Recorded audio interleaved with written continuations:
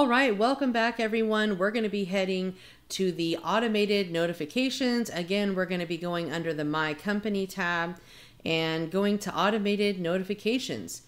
This is where you can select what type of notifications you want your clients to receive. Now you can go through, I'm not going to go through all of these options, but just go through and decide what's going to be best applicable to you. And then there's a few other options over here. There's external emails, which you can select some of the different options down here. These are the client email settings. So of course you want to make sure that when you have a new dispute item or a new credit report imported or new challenges sent, these are all enabled. If you click here, it'll disable them, but you want to make sure that your clients are getting notified so that way they don't have to ask you as many questions like, hey, what's going on with my file? Are you sending more letters out? They will get notified every time you generate a dispute letter for them. So if you generate a ton of different dispute letters, they're going to get a ton of emails. So it's good because that way they can stay up to date as to what's going on. Here are the affiliate email settings, pretty self-explanatory. You just want to make sure that, all of these are, set to your liking. And then of course the email frequency down here, you can change that. You can reset everything to the default settings. It's really up to you as far as how you want everything set up. You can also integrate Zapier into different email campaigns from Credit Repair Cloud. As far as email campaigns go, there's so many different options out there, so you just have to decide what's going to be best for you. I personally use ConvertKit for my email campaigns. And, it's a great platform because you can use it as an email platform and you can use it as a landing page platform for people to join your mailing list. So this is for external emails. And if you wanted to integrate, Zapier with additional marketing tools and email marketing applications, you certainly could do so. There's email templates right here. You can click on that. And you can add a new template if you wanted to. So that kind of gives you some freedom to do different types of emails. So if you don't hit the back button, you want to just go back to email templates and automated notifications. And then we're back where we wanted to be. So the last option over here is called Mandrill. You can see that there's different recommendations. This is not recommended because you can use Zapier now instead of, some of these mailing or outdated software that was used prior. So it looks like this was used back before 2015. So no need to worry about that. I think the most important is just the first two options, which are the notification options and the external emails options. So you can visit those two places and you can leverage Zapier to, have even more options when it comes to email marketing. So let's go ahead and move on. We are going to cover we are going to cover client statuses. So again, under the My Company tab, we're going to go over to client status types.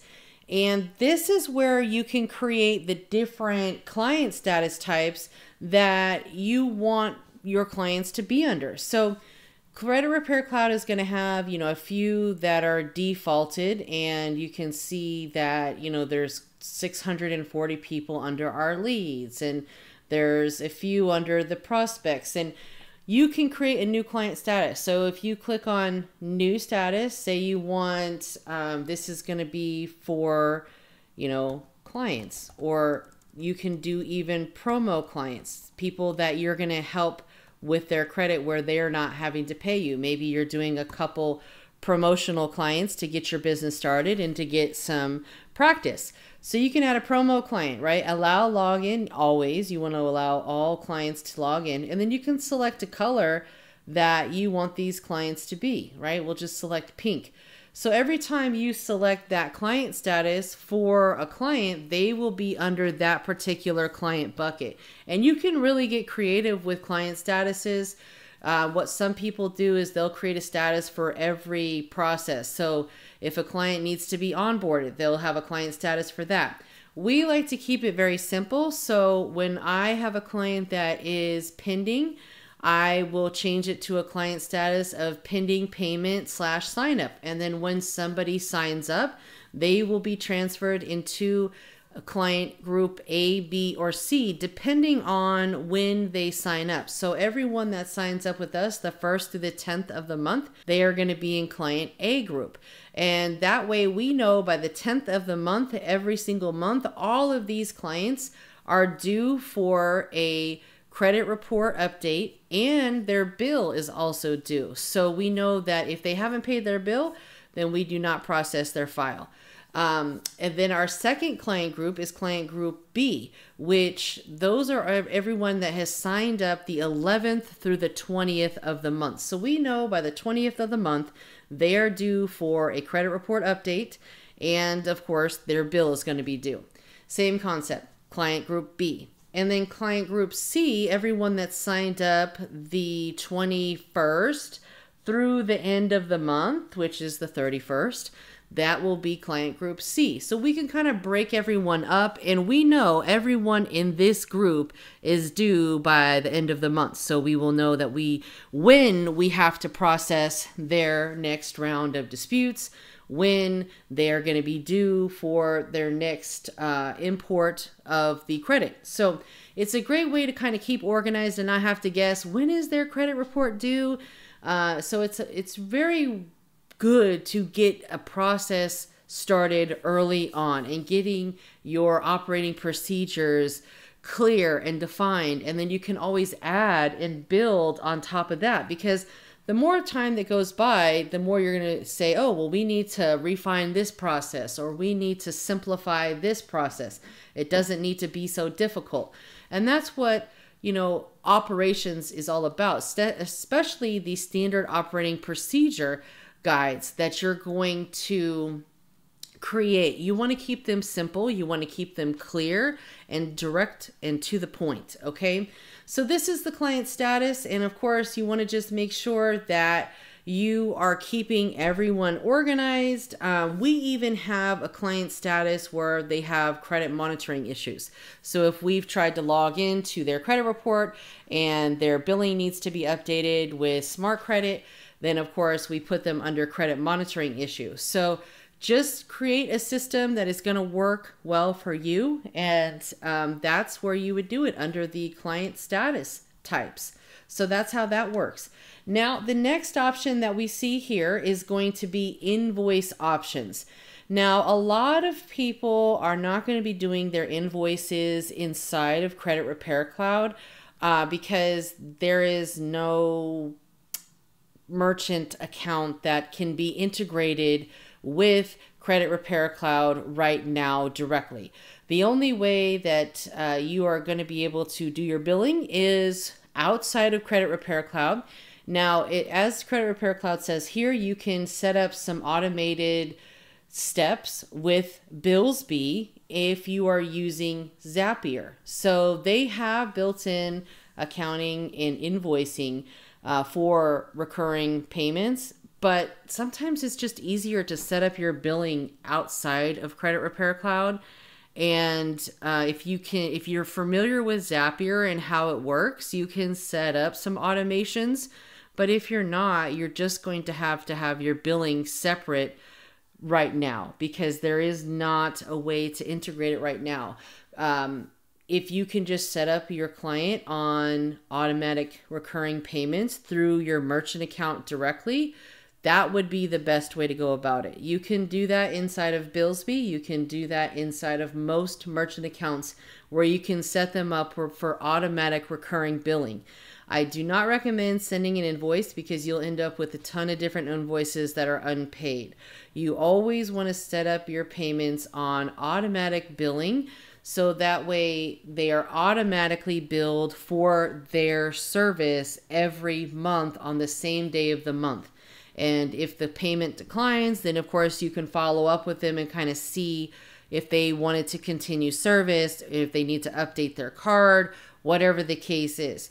The most important thing is just not getting a chargeback. Being upfront, being honest with people will take you further in this industry, because this industry is known for having, a bad rap at times. There's a lot of chargebacks from people, from clients in this industry, because we're dealing with people that don't have the best, credit. So that's why a lot of merchant accounts don't work with credit repair companies, because of the amount of chargebacks and, things of that nature. So you just want to be mindful of that. There are a lot of high risk merchant accounts out there that will work with credit repair companies.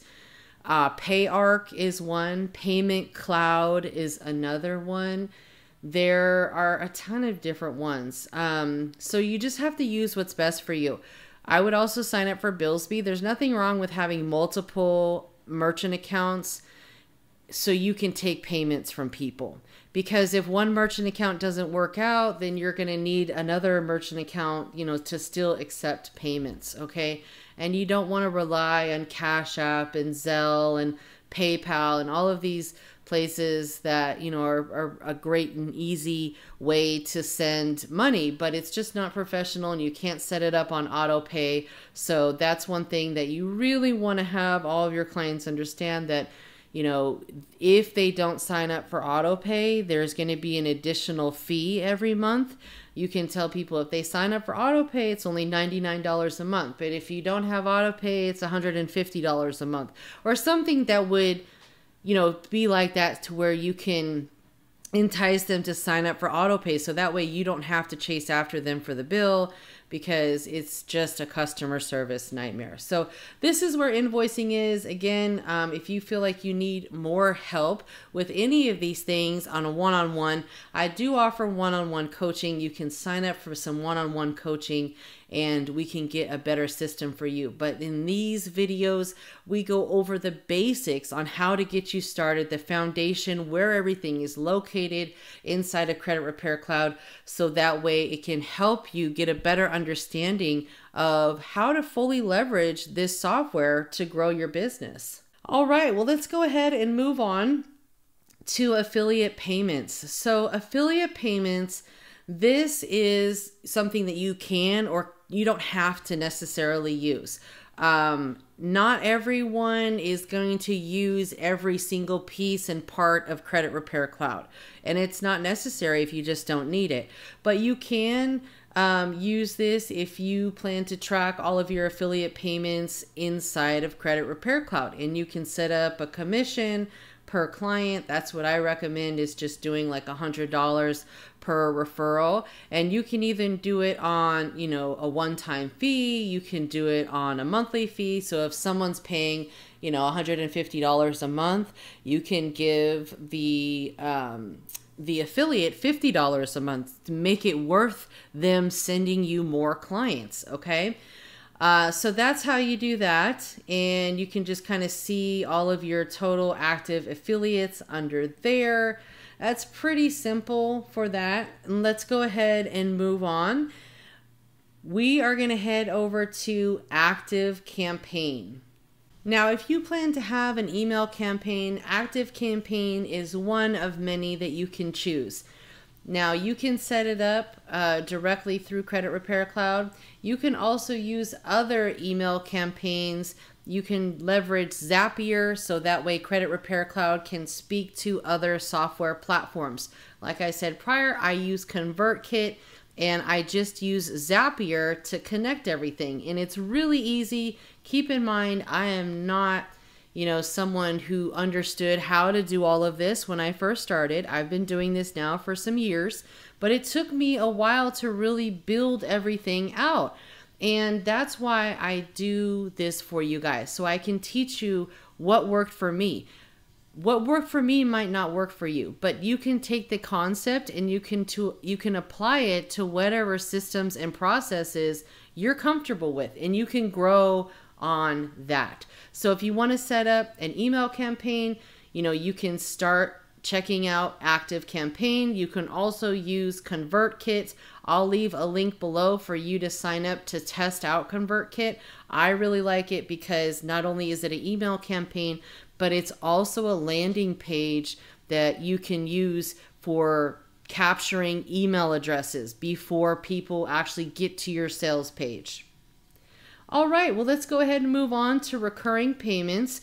Again, recurring payments is really going to be something that you're going to need to set up outside of Credit Repair Cloud. We used to have 𝓔𝓵𝗏, but 𝓔𝓵𝗏 is no longer active inside of Credit Repair Cloud. So you can sign up for Billsby and you can get $15,000 in processing for only $35 a month. So I think I mentioned in one of my previous videos, I thought it was like $25, something like that a month, which $35 a month is actually not bad compared to what some of these merchant accounts charge people for an account. So you can sign up, and again, you can use Zapier as, kind of the middle person. Zapier is really just, think of Zapier like a person. Zapier just transfers the data from one software to another software, right? Zapier does all of the work for you. He takes all of the information from Credit Repair Cloud and he zaps it, meaning he takes it and moves it over to another software. So it's kind of like automation where it's done for you. You want to set up as much help as possible, and Zapier helps transfer that information from one platform to another. And Billsby is just another example of that. So you will need to set up recurring billing outside of Credit Repair Cloud, and you can certainly do that in Billsby or any other platform that you choose. Keep in mind, you can use PayPal, Stripe, and Square for other things related to your business, but you cannot accept payments for actual credit repair. You can certainly set up accounts with them, but they don't like credit repair. So if you have a digital product, you can sell that. If you have a course, you can sell that. If you have any other service that you provide, you can do those things, but you just can't do credit repair. So you can certainly set up accounts with PayPal, Stripe, and Square. Again, I recommend setting up accounts with all of these companies and just leveraging for what they're good at, because sometimes you'll need to accept payments for different things. You'll have digital products, ebooks, courses, different things that you might need to accept payment for within your business, because one business doesn't need to be, strict and pinned down to one service or one product. Your business might offer a multitude of products and services to clients, okay? So let's go ahead and move on to the last thing on our list here, which is the API and automations. So we're going to take a quick break and we're going to come back and we're going to go over API and automation. So take a break and come back and be ready to rock and roll.